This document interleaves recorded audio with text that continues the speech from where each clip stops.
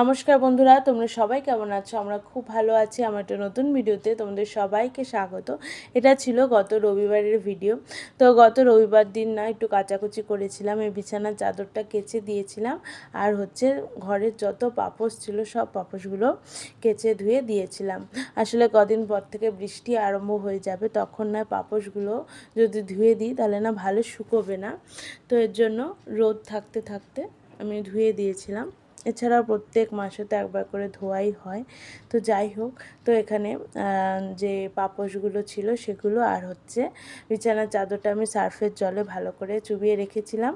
তো যখন স্নান করব তখন এগুলো ধুয়ে স্নান করে একেবারে বেরিয়ে যাব।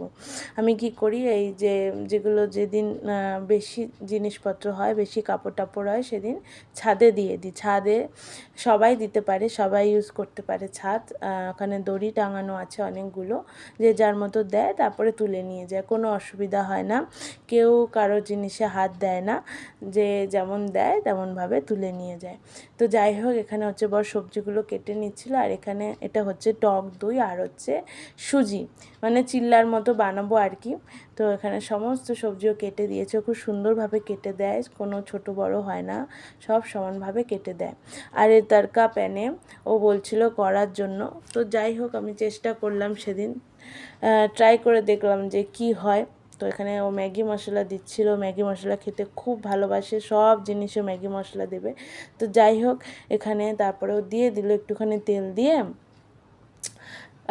দিল, কিন্তু এটা যখন উল্টাতে গেল তখন আর এটা উল্টানো গেল না। তো যাই হোক, বোঝা গেল যে এটার মধ্যে আর করা যাবে না।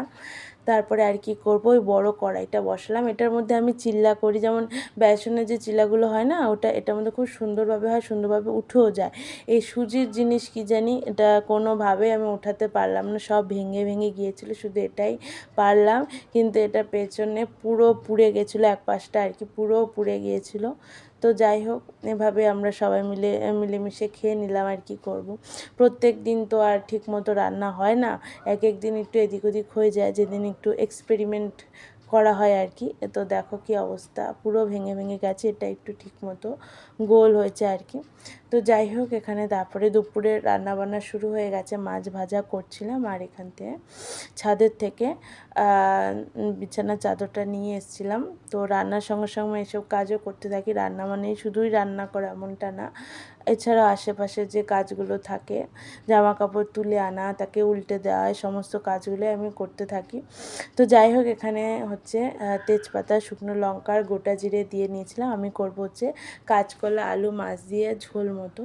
তো এই মাছের ঝোল খেতে আমার খুব ভালো লাগে, তোমাদেরকে আগেও বলেছিলাম। তো এখানে দেখো, কাঁচকলাটা না আমি কেটে একটু হলুদ দিয়ে মাখিয়ে রাখি, তাতে কি হয়, কালো হয় না, জলের মধ্যে চুপিয়ে রাখলেও হয়তো হয়, কিন্তু আমি দেখেছি মাকে যে হলুদ দিয়ে মাখিয়ে রাখি কাঁচকলা কাটলে, তো এর জন্য হলুদ দিয়ে মাখিয়ে রেখেছিলাম, তাতে কি হয়, কালো হয় না। তারপরে কাঁচকলার ছোকলাগুলোকে একটুখানি সিদ্ধ করে নিয়েছিলাম, সিদ্ধ করে জল ফেলে শুকিয়ে নিয়েছিলাম। তারপরে এখানে আমি রসুন দিইনি, সেদিন রসুন ছিল না ঘরে, এর জন্য ভরে ভরে আমি কালো জিরে দিয়েছিলাম। কালো জিরা বাটা খেতেও কিন্তু খুব ভালো লাগে, যখন একটু ঠান্ডা লাগে তখন ওই কালো জিরা বাটা খেতে কিন্তু খুব ভালো লাগে। এখানে দেখো, মাছের ঝোলটা হয়ে গিয়েছিল। তো তারপরে আর কি একটু ধনেপাতা দিয়ে নামিয়ে নিয়েছিলাম। তো এটা হয়ে গেছিলো। তারপরে এখানে যেই মশলাগুলো শেষ হয়ে গিয়েছিল, সেগুলো আমি ভরে ভরে রাখছিলাম। আমরা না আপনার মাঠ থেকেই জিনিসপত্র কিনি, খুব ভালো জিনিস দেয়, আর একদম ঘরে পৌঁছে দেয়, এটা বেশ ভালো। আর অনেক ভারী ভারী জিনিস হলো, আমরা আগের বার 26 কিলো চাল নিয়েছিলাম, সেটা পুরো ঘরে এসে দিয়ে গেছিলো। আমরা তো ভাবছিলাম যে ঘরে দেবে কিনা, এতটা ভারী জিনিস, তো ওরা কিন্তু দিয়ে গিয়েছিলো। এখানে পাঁপড় ভেজে নিচ্ছিলাম। আমার এই পাঁপড়গুলো, গোল গোল যে পাঁপড়গুলো হয়, ওগুলো খেতে খুব ভালো লাগে। এখানে বাটাটা করে নিয়েছিলাম। এই ছিল আমাদের দুপুরের খাওয়া দাওয়া। রাত্রে তো রুটি রুটি অল্প করেই করছিলাম, কারণ রাত্রেবেলা না কেউ অত ভালো খেতে চায় না, আর রুটি সবাই দুটো করে বা একটা করে খায়, এর জন্য অল্প করেই করছিলাম।